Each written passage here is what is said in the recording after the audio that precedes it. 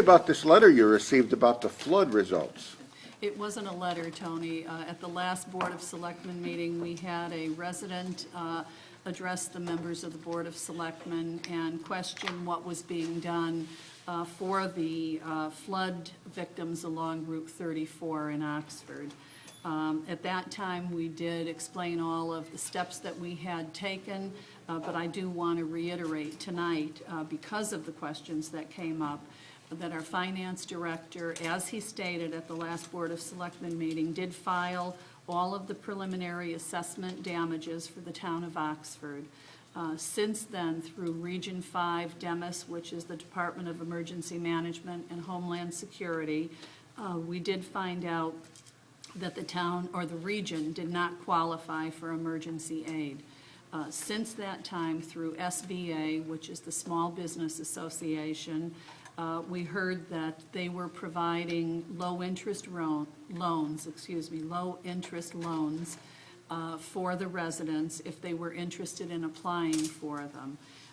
The residents along Route 34 were all personally visited by our emergency management director and members of the Oxford Fire Department to bring the forms to their attention and make sure that they were available to our residents to fill out if they were interested in applying for those loans.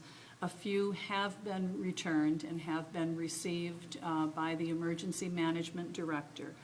At this time, all I can say is that we don't know whether the region will or will not qualify for those low-interest loans. From the Small Business Administration? That's correct.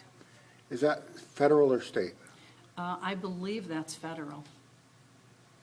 Okay, and when exactly did you find out that the FEMA is not going to cover it? You know, that was probably, the news probably came in about a week ago. I don't have the date in front of me, Tony. And a few days after. So you've already alerted the residents on the river? Alerted them that the that the SBA loans are available to them. Because the other one correct. fell through. That's correct. And how many people are we talking about?